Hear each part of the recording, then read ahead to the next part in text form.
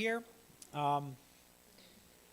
let's say a word of prayer. Heavenly Father, we want to give you praise and glory tonight as we can enter your house, Lord, to worship you, to praise you, Lord, to study your word, Lord. And from what we've been studying about mental illness, Lord, if this has brought up painful memories for anyone in the audience, Lord, either in the building or online, Lord, that you would comfort them, Lord, and help them to seek some help.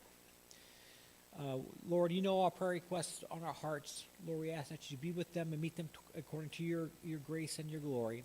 In Jesus' name we pray. Amen. So tonight, folks, we're going to talk about a very difficult, maybe, but I didn't get a difficult subject tonight. We're going to talk about trauma and stressor-related disorders. And for some people maybe who has suffered through some trauma, if this brings up some bad memories, please reach out to someone and let them know. But tonight I hope this brings a lot about healing and a better understanding. And so tonight we're going to talk about broken and crushed, trauma and stressor-related disorders. So look at the characteristic symptoms of this. Trauma and stressor-related disorders are serious psychological reactions that develop in some individuals following exposure to a traumatic or stressful event, such as childhood neglect, physical or sexual abuse, combat, physical assault, sexual assault, natural disaster, an accident or torture. So a lot of the PTSD, a lot of the stressors that come out mostly of them are for like combat veterans. If anyone who knows someone who has seen combat, maybe they had a struggle with this. But that's not only the cause. Other things, assault, both physical, sexual assault can be very traumatic for somebody. It can be traumatic for anybody.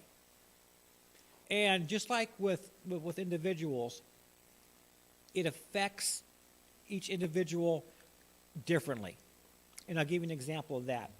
I read this one study that back in 1982, when Great Britain and Argentina went to war, it was the Falkland Islands War. And they were at war for about 2 months, a little over 2 months. And I saw this study that more British soldiers and sailors that were involved in that conflict committed suicide afterwards than were actually in battle and saw fighting action. And again, that was a relatively short war, only 2 months or so, but more people died at hands of suicide. And there are things that we as people go through that might have caused us some trauma, maybe in the childhood, growing up. And it has affected us even until today, that it still goes through that. So if someone out there is struggling with this, we're here for you. Reach out to the church. We would love to pray with you and support you with that. Now, some of the things that could happen is having some intrusion symptoms, include recurrent involuntary distressing memories, thoughts, and dreams of the traumatic event. So someone can be just, all of a sudden get triggered maybe by a sound. I know that, you've seen from people who come back from combat, you don't hear it too much anymore, but like the sound of a car backfiring might cause them to be very hypervigilant. Some certain situations might look dangerous. Some people could have nightmares, be triggered by different sounds, different events. Some people might be triggered by different commotion going on, loud noises. The individual may also experience flashbacks, a dissociative experience in which they feel or act as if the traumatic event is reoccurring. reliving that experience over and over and over again, and it comes out real. Sometimes you might have seen movies or TV shows where a soldier or a sailor comes back from combat and they have a hard time adjusting.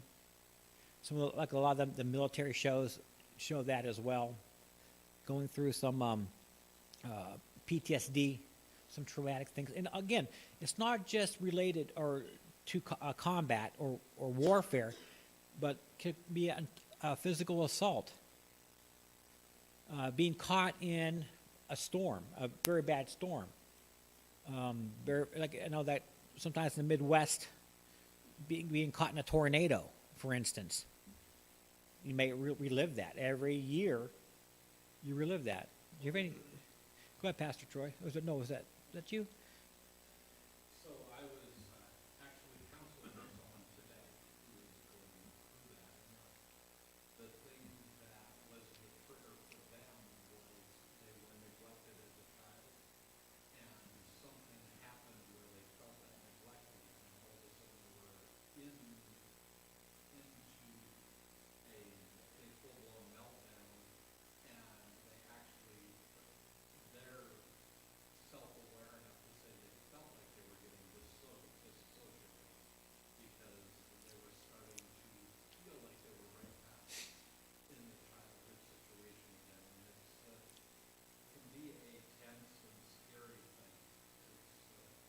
It's really not something that someone who's not a professional can be dealing with. Exactly. Very much so. Chris, can't stress trigger things? Oh yeah. Oh, definitely. And I think one thing that you'll notice as we study each of these disorders, a lot of the symptoms kind of overlap, and they're found in every situation. Because certainly, we talked last week about panic attacks, having panic attacks, and certainly you can have a panic attack, but also trauma from an event could also trigger those panic attacks as well. So there's a lot of similarities in some of the symptoms that you will go through. And there are some times where things may trigger it, but that you don't even know what would happen. So some people, sort of like exposure to stimuli or cues that resemble some aspect of the traumatic event may result in marketed distress for the individual. Some people can be triggered simply by this. Say I come to church and I say hello to you, Kim. Hi, Kim, how are you doing? But maybe you didn't hear me. And I can feel that, oh, wow, Kim didn't respond when I said hello to him. I feel rejected by that. Something very simple like that could trigger somebody. Now, who's to know what we'll do? What would happen? There are things that you won't know unless the person tells you. For some people, maybe they come from an abusive situation, abusive background, and they don't like to be touched. So you want to go and hug somebody, they may pull back. Don't hug me. And they feel uncomfortable with that. And so one thing that we teach about at where I work is if something bothers you about something, you got to let other people know ahead of time, because we can't, read your mind. For example, we talked about last week Howie Mandel, who is afraid of germs, and he does not shake hands with people, but he, fist bumps. So if he didn't let anyone know, and you go to shake his hand, he'll pull back from you. He might you think, well, what's wrong with him? So again, as a church, we're a family, brothers and sisters in Christ. I come from a church back home in Pennsylvania with an Italian background, so we hug. But hugging may not be for you. And so let people know that, hey, I prefer not to hug, but you can shake my hand, you can, rub elbows, rub noses if that is okay. No, that's not good. Well, not in the age of COVID, but once COVID's over with, rub noses No? All right, okay. So I'll let people know, because something that might trigger somebody, might give you, might give someone, um, they don't know. Avoidance symptoms are efforts to avoid internal, such as memory, thoughts, or feelings, or external, people, places, situations of reminders of the traumatic event. We talk about this. Say someone survived a very bad traffic accident. They may avoid going to that intersection or that place where it was, because of avoiding that.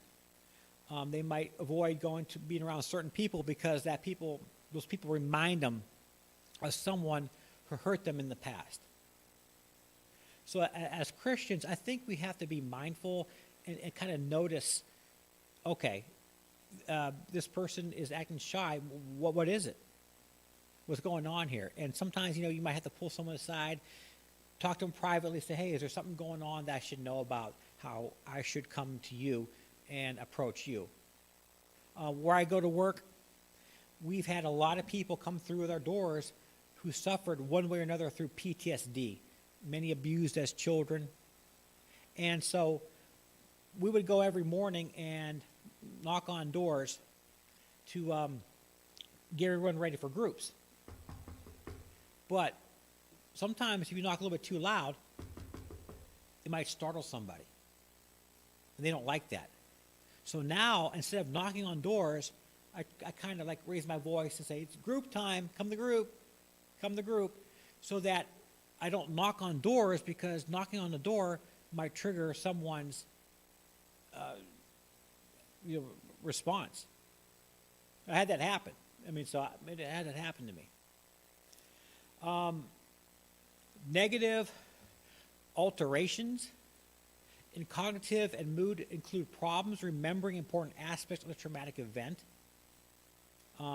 depression, fear, guilt, shame, and feelings of isolation from others. So a lot of times, if something that's so traumatic that the person's mind will block it out, and they have a hard time remembering some of the details that what happened, or they may totally deny it ever happened at all. On the deal about it, Chris,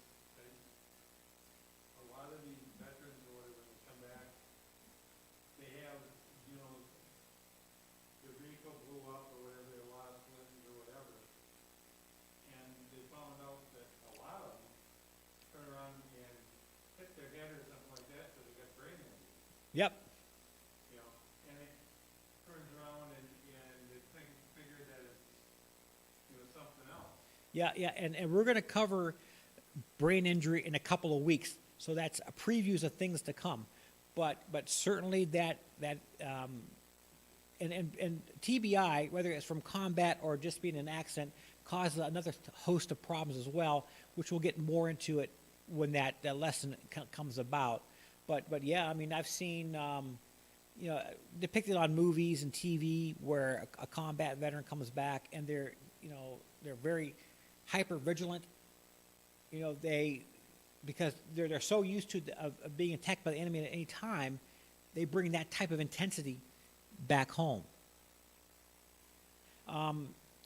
Another aspect of this is hyperarousal symptoms include being jumpy, easily startled, irritability, angry outburst, self-destructive behavior, problems concentrating, and difficulty sleeping. Again, some of these symptoms here are common to other diagnoses as well.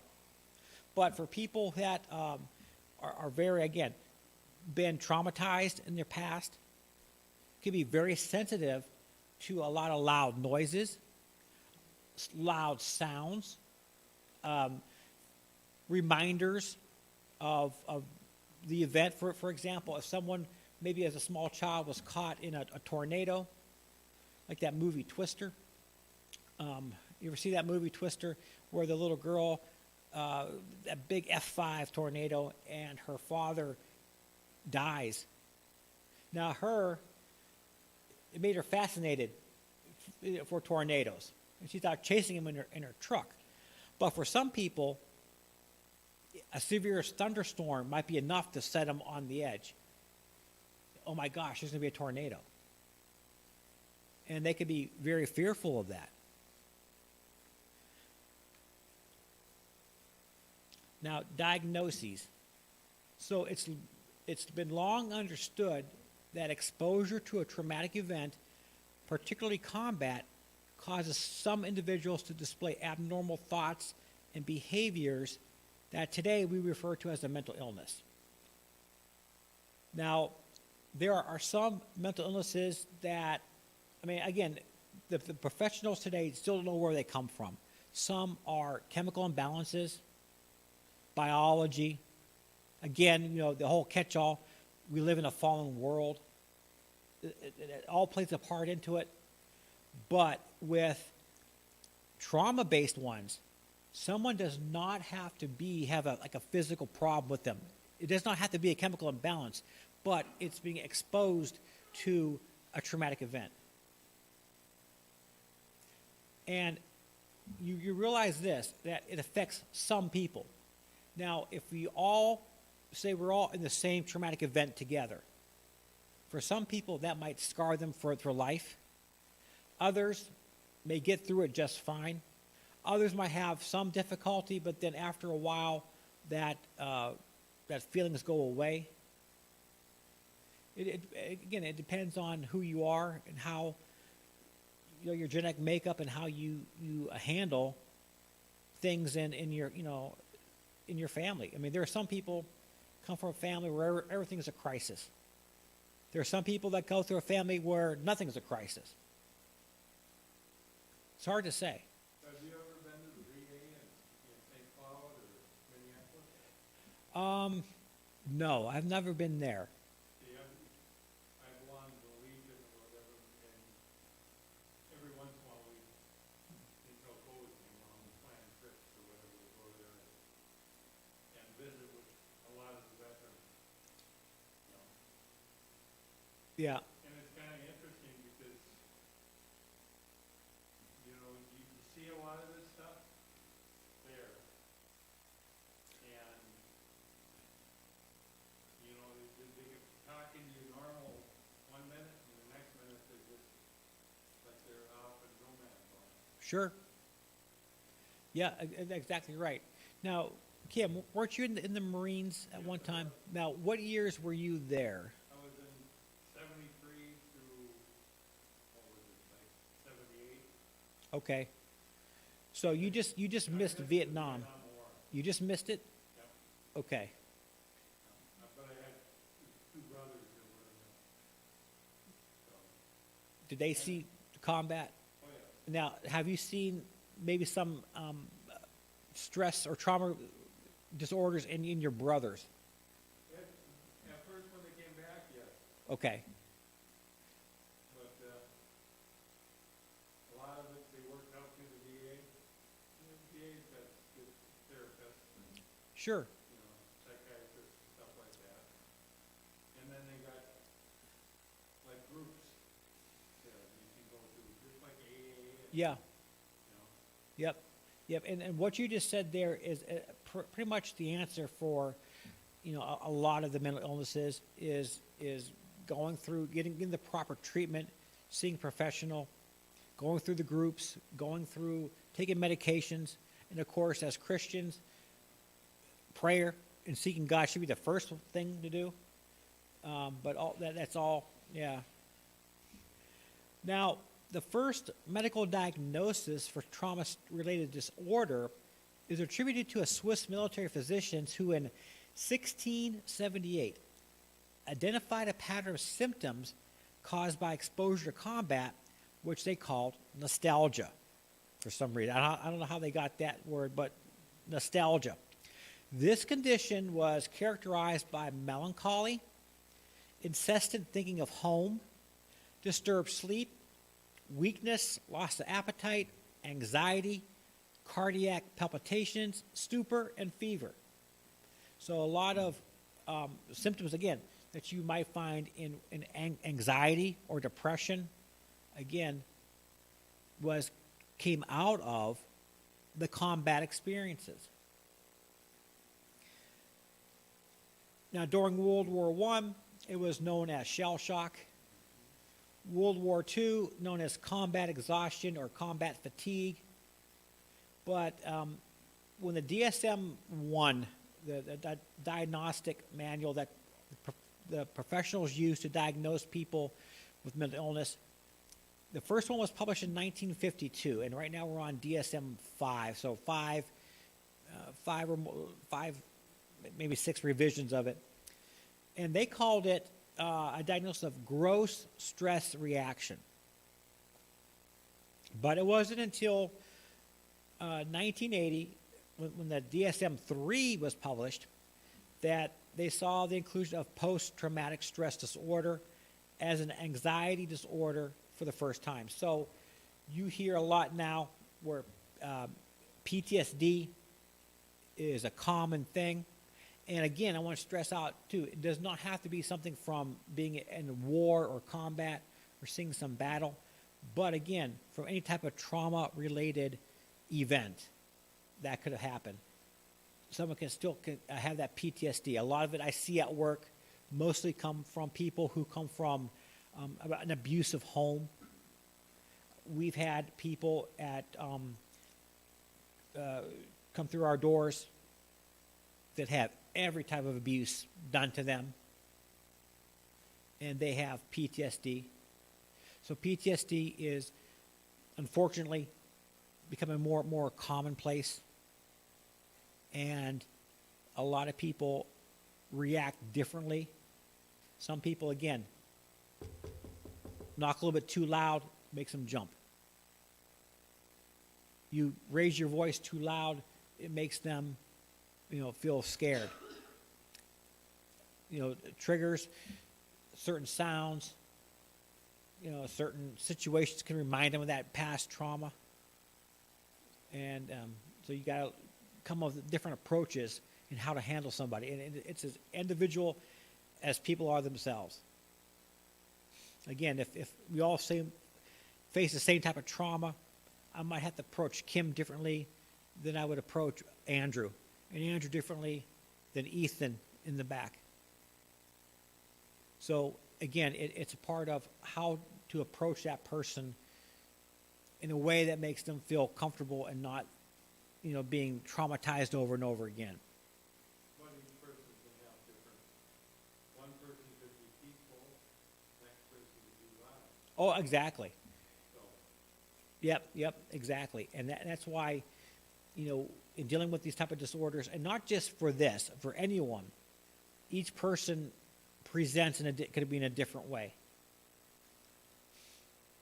And like, your example of your brothers, for some people who had a traumatic experience, maybe at first they still struggle with it, but over time, maybe the intensity of that goes down, or maybe over time even still, it may not even bother them very much or at all.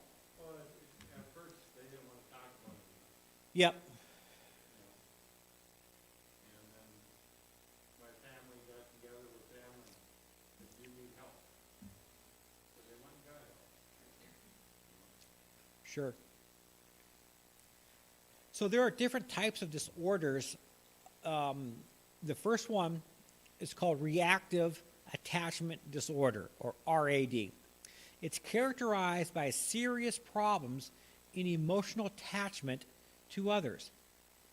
Children who are adopted from foreign orphanage are commonly affected, particularly if they were removed from their birth parents during the first weeks of life. And I've seen this. When we had some people at where I work, young girls, when they were small, were adopted from Russia. And both of them had very similar type of behaviors and symptoms. One gal was abused all kinds of ways.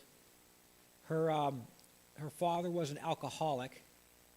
Her mother died giving childbirth to her younger sister, both her and her sister were adopted by the same family and brought over to the United States. Now, the older gal who was, I think, 6 years old or 8 years old when she was adopted, remembered a lot of the abuse that went on. But the younger sister did not. So the younger sister was able to adjust a lot better. You know, we had a gal just recently at our place who was also adopted from Russia, a different girl, and she's 18 years old now, I think probably close to 19, but same age as my daughter, Nicole. And again, a lot of abuse in the orphanage. And there for a while, she was afraid of older males because older males in Russia would hurt her. And so she was afraid of me and some other my coworkers that are older. And so I had to every time I had to talk to her about something, I had to change my approach. I had to come upon gently. If I had to talk to her in the office, I made sure that a woman staff was present. Anything to do to make her feel comfortable, that I wasn't a threat to her. So I've seen this firsthand. Disinhibited social engagement disorder is characterized by a pattern of behavior that involves culturally inappropriate, overly familiar behavior with unfamiliar adults and strangers. Now, I don't see a whole lot of this at work at all. That is, if you will act one way around your family or people that you know very well, but you will act a totally different way in front of strangers or people that you don't know very well. In this type of disorder, you would act in an inappropriate manner to strangers. Now, this disorder results from a pattern of insufficient caregiving or emotional neglect that limits an infant's opportunities to form stable attachment. Again, I don't see a whole lot of this at work, but it might be out there. So is that more in child abuse at young age? A lot of neglect from the child. So I think for a child might look to others like older men as their father, but it's not their father, and act like that's their father. I don't see a whole lot of this where I work. PTSD, I do. Is characterized by significant psychological distress lasting more than a month following exposure to a traumatic or stressful event. Again, we talked about this at the beginning of the lesson tonight. Someone's exposed to a very traumatic event in their life, and the stress from that, the symptoms from that can last more than a month. It could be, and each person is differently. Disturbed sleep, hypervigilance. A person may,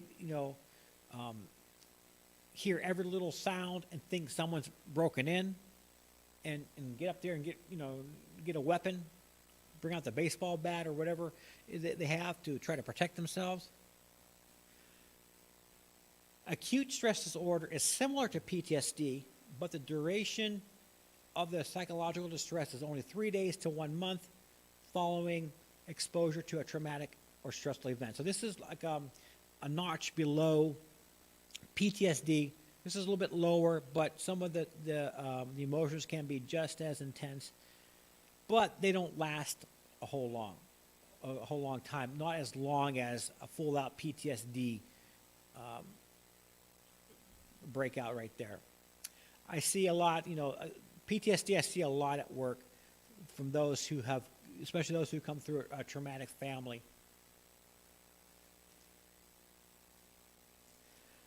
Another one here. This one was kind of we talked about it maybe under a panic attack or anxiety attack. Adjustment disorders are characterized by the development of emotional or behavioral symptoms in response to an an identifiable stressor. That is problems at work, going off to college. Again, for some people, going off to college is a traumatic event for them. The first time maybe they're away from home. Other people,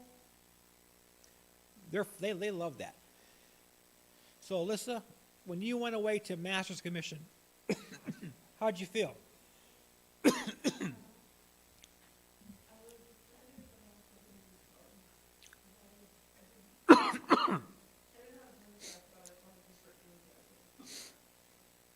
Yeah, so for some people, stuff like that is stressful.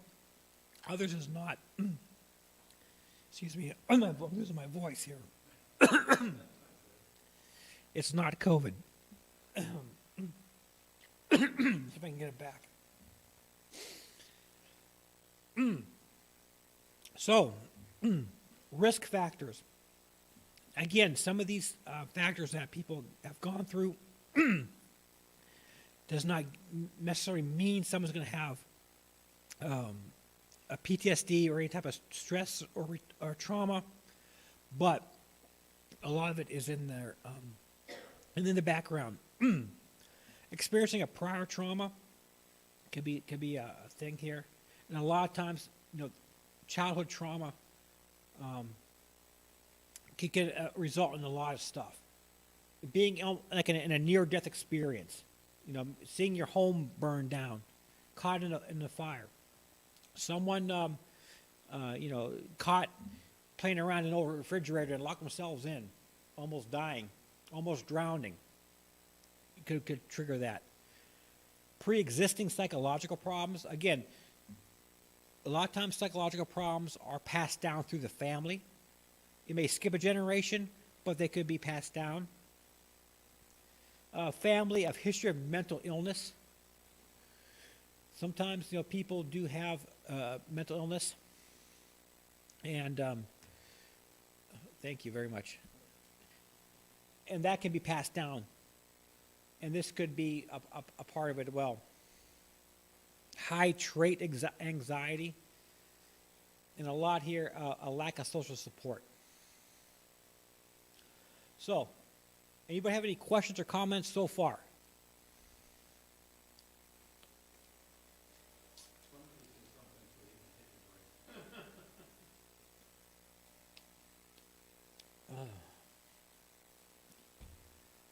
All right.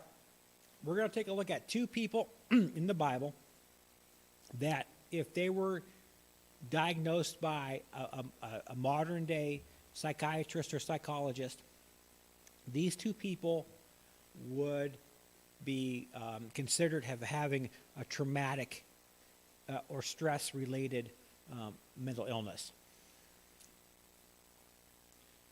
The first one is Jacob.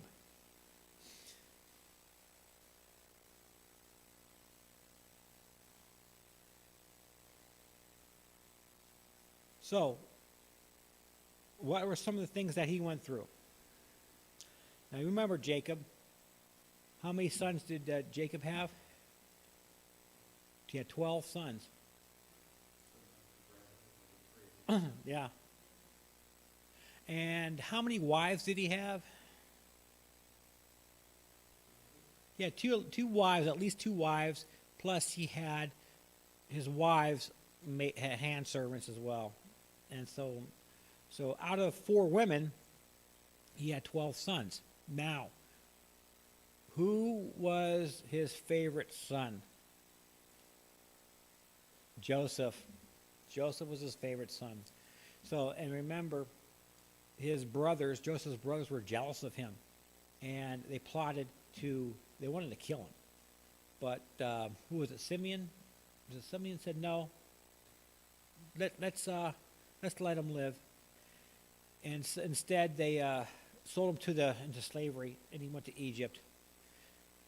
And so his brothers decided to, again, put a cruel joke on, or not, I don't know if it's a joke, but a cruel deception on Jacob. And it said, hey, your son Joseph is dead. So what we're going to do is look at some of the symptoms that is characteristic of a trauma disorder. Look at Jacob's symptoms and some of the reference. Now, you'll notice the JA 2.6.5, that is in reference to the writings of Josephus, a Jewish historian, and this is some of the things that he wrote, and so that's why some of the reference is that from him. So let's take a look at this. Intrusion symptoms. A symptom of a stress or trauma, intense or prolonged distress upon exposure to trauma cues. Jacob, he was distressed all day. He was tired from grief upon Benjamin leaving. Remember, when they were in Egypt, Joseph asked his brothers, because Joseph looked like an Egyptian. His brothers did not recognize him, so he asked about his family. He says, "Don't you have a younger brother?" Yeah.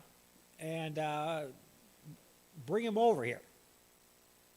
And so Jacob was very upset because he already lost Joseph, his favorite son, from his favorite wife. Now the last remaining son from Rachel was going to go away to Egypt.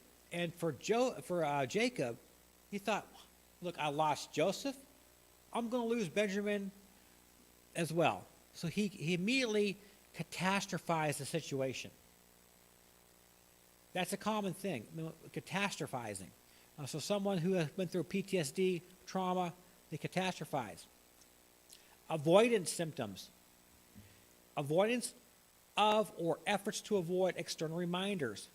So one thing that he did, that Jacob did, is he refuses at first to send Benjamin to Egypt. He says he's not going to go. Negative alterations in cognitions and mood, persistent and aggravated negative beliefs or expectations, persistent negative emotional state, feelings of detachment or estrangement from others. So Jacob believes something bad will happen to Benjamin if he leaves home, a foreshortened future, negative views of his life, prolonged periods of depression. Concern is only for Benjamin detached from other sons. So all that Jacob could think about is the worry he had that Benjamin was going to leave and he'll never be seen again. Okay, alterations in arousal and reactivity. Some of the common symptoms was irritable behavior and angry outbursts, reckless or self-destructive behavior. So what did Jacob do? He became irritable and angry with his other sons. He places Simeon at risk of execution, places the family at risk of starvation. Because remember, in the story, Simeon stayed back in Egypt until Benjamin would come back. So Simeon was held hostage for all intents and purposes until Benjamin was able to show up in Egypt. And that put them at risk. And also, if Jacob did not send Benjamin, then they weren't going to get any more grain. So they had to go to Egypt to get the grain to make food so they wouldn't starve. So there was some of the symptoms that Jacob displayed that if he were alive today and sitting in an office would probably been diagnosed of having some kind of a trauma-based disorder.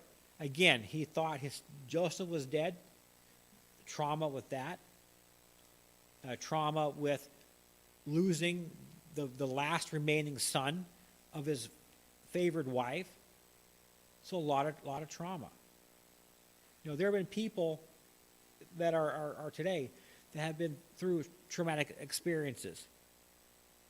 Who was that famous missionary family that went, and the edge of the spear is based on their story. Yeah. Elliott and Nathan. That died, that were killed, serving the Lord. Now, and his wife, didn't she go back? Elizabeth Elliott went back. So she went through a lot of trauma. Now, I don't know her story all that well, so I don't know how she managed to get through that trauma, but there's no doubt she probably had some traumatic experiences. Now, the second example is someone we all know, and that is Job. Job, a righteous man, did nothing wrong.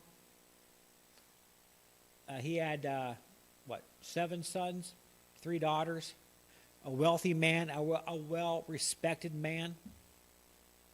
And one day the devil came to the heaven and asked, see Job here? He's only your servant because you give him good things in life. You take away those things, he'll curse you to your face. And God gave the devil permission to bring calamity on Job, but not to kill him. And if anyone has been through the ringer, it's been Job. Because, No, Job didn't die from this. But he felt like dying. Because like in a matter of minutes, he lost his entire children. All 10 of them were gone. He lost his wealth. He lost his fame. He lost his fortune. And all that was left of him was just him. Because even his wife said, why don't you curse God and die? And he felt alone. He felt abandoned. And his friends who came to see him, were convinced that, Job, you must have done something wrong to bring all this. And Job said, no, I didn't do anything wrong. The Lord, struck me down because that's the Lord's will. And he had this discourse with his friends, so-called friends. And it shows us, we'll get to that later, but but anyway, Job fits everything about a man that had a trauma-based disorder. Again, intrusive symptoms, recurrent involuntary and intrusive distressing memories. He had bad memories. He didn't want to be born. He wished that his mother would have not gave birth to him. Recurrent distressing dreams. He had bad nightmares.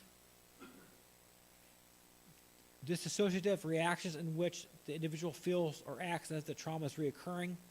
He had flashbacks. He might have visions. Marked physiological reactions to internal or external trauma or cues. His thoughts caused him to start to tremble and shake. Avoidance. Avoidance of or efforts to avoid internal reminders. He tries to avoid his own thoughts and memories. Negative alterations in cognitions and mood. Persistent and exaggerated negative beliefs or expectations. He feels that his foreshortened future, he wanted to die. He had wished he could go to sleep and never wake up again. Persistent negative emotional state. He felt depressed. He felt ashamed. He felt fear. Feelings of detachment or estrangement from others. Feels detached and alone. He's abandoned by his family and his friends, even though his friends were there surrounding him. But they were not a comfort to him because all they did was, come on, Job, you know you did something wrong. Just confess it, ask God forgiveness, and move on. And one of the things that can be kind of, I can see 2 ways of this. If you know someone who's going through a mental illness, sometimes it's not helpful to tell them, hey, come on, you need to get over this. You need to get over this. Get over this. It's not helpful to them. Also, I could also see on the other hand too, where someone with mental illness can bring a lot of stress on family members having to deal with the people. We have people at work who have come through our doors that nothing seems to help them. A lot of times what they'll do is that they'll turn to drugs, use drugs. And the drugs will then mess up their mental health symptoms. And then sometimes their mental health symptoms will cause them to use drugs. So they kind of feed off of one another. And that's why in the mental health field, I can't tell you the exact percentage because I don't know it offhand, but there is a big percentage of a lot of people with mental health issues also have chemical dependency issues because they use drugs to help with symptoms.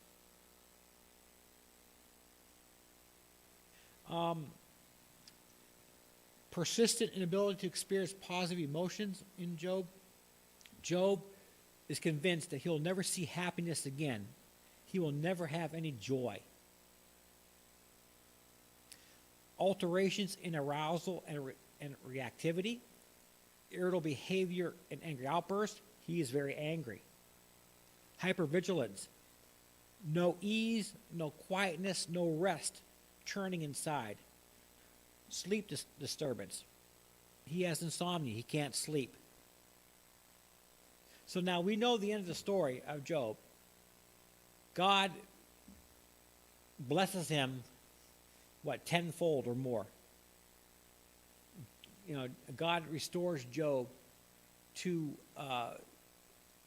even greater than what he was. But Job never got his first 10 children back. They were gone. What's that? I couldn't hear that. Well, his children never came back. The children died, the wife was still there. So I don't know if there was the same wife or it could be a different wife. I don't know. But the point is that he was blessed, but I'm sure he had still grief over the loss of his first 10 children. That loss never went away.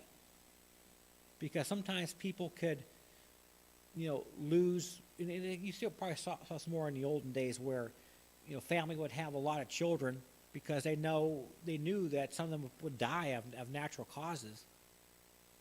And when you lose a child, you may have other children to but nothing replaces them. So some final thoughts before we wrap up tonight is this. The biblical descriptions of PTSD in the lives of Jacob and Job demonstrate to us that mental health problems are no respecter of faith. Here, Job, man of God, was doing the right thing, but yet God allowed Satan a certain leeway to attack him. And here's a fact that they bring out, that mental illness occurs at the same rates in Christians as in non-Christians. Again, now for the longest time, growing up in a Pentecostal church, if someone had a mental illness, there's two things, right? Yep, you don't have enough faith, there's sin in your life. Well, that could be true, but a lot of times that wasn't it. I think that the church at the time, and even maybe to this day, did not have a good understanding of the mental health issue aspect of it. And yep, prayed away. And again, if you've been with me from the beginning of this study, I look at mental illness exactly like I look at a physical illness. Although we should pray for somebody, support them in prayer, but also sometimes, our understanding has to change in order for us to be to effectively minister to somebody with a mental illness.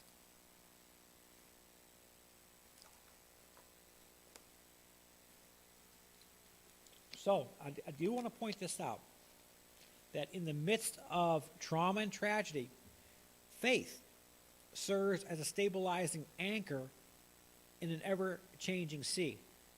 That is this. As a Christian, we are not promised that everything's going to go rosy for us, that we will never have any problems at all. We are going to face problems. We are going to face tragedies. But having Christ with us is a whole lot better than having someone that does not have Christ and these things happen in their lives. Because we have this hope that, if we do lose a loved one, and that loved one was saved, Christian, we know that we will eventually see them again. There are people going through this world that have no hope at all. Pastor Allen told us this one story, the pastor here a while ago, that this couple was going to be missionaries to Vietnam, and they were at a church trying to raise some money for their trip. On the way home, they hit an animal or something, a deer, and the husband died on the spot. And you say, wow, what's going on with that? Here are two people, a couple, they want to do God's will. They want to be missionaries. Why did God allow this person to die? And going after Bible college and seminary, I don't know the answer. God knows. But the wife continued on, and she went back to Vietnam as a missionary. So here, a Christian couple, tragedy came to their life. We are, in this world, we are going to experience tragedy. But Jacob and Job were both overwhelmed by trauma, which, psychologically and physically damaged them. Yet their faith was a sustaining force that gave them a foundation from which to heal. And healing is a process. Again, one thing that I want to kind of bring out tonight, if those of you at home are watching this or watch it later on, if you experience a traumatic event, please reach out to somebody. We are here. We will pray for you. We will stand with you. You don't have to go through this alone. But also, too, is this, the person and then the family. The family that, I see families that struggle with family members who have mental illness because sometimes they just throw up their hands. I don't know what to do. And, prayer is very important. I say, keep praying. But we need to support one another and stand with one another as they're going through this. And first, look to God. Look to God. Also, people, go see a good Christian counselor if you need to be. Get the help and get the therapy that you need. All right, folks. Next week, at the beginning of this series, I said that I feel that everyone has something wrong with them. Well, next week we'll definitely show it, because next week we're going to talk about different personality disorders, and I know that we're all affected by this one. All right, folks.